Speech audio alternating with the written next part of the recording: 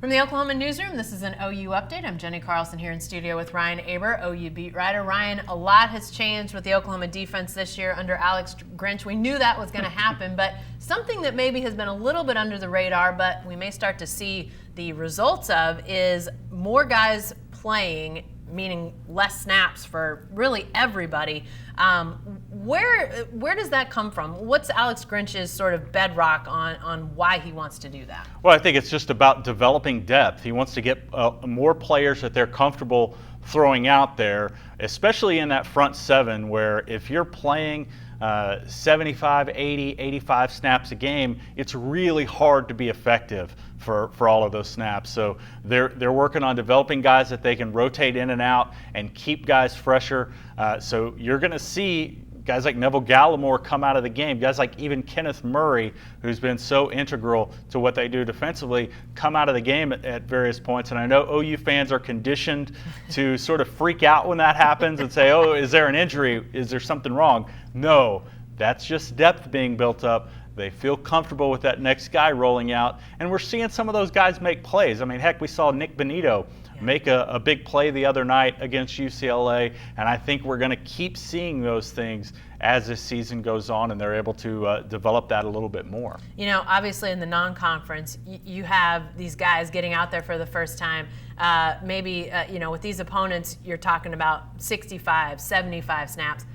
At some point, the Big 12 gets going here, and you're likely to see 80, maybe 90, maybe more, depending on how the matchups go.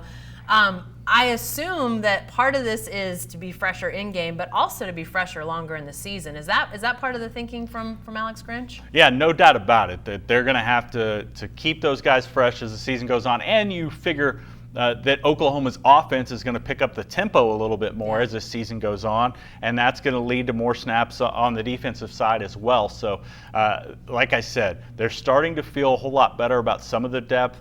There's some spots where they don't as much, safety being one of them, although Justin Broyles came off the bench the other day and I thought performed pretty well given the circumstances. So they're going to continue to develop depth pretty much across the board.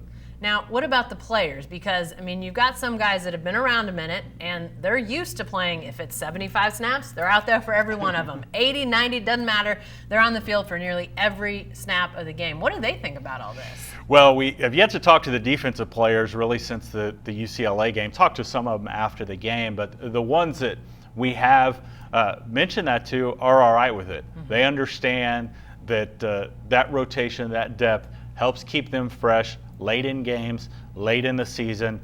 This team, while winning the Big 12 is a goal for this team, and it's certainly a big deal in Norman, at least internally, to win the conference. What this team really wants to do is take the next step, and for them the next step is winning a college football playoff game. And to do that, you've got to be playing your best, especially on defense, late in the season, in late December, early January when those games are. And to do that, it's best to keep these guys fresh, and I think those guys understand that. All right, we'll see how this plays out as the season goes on. We'll continue to follow that, so be sure to stay with the best coverage team anywhere at Oklahoman.com and every day in the Oklahoman.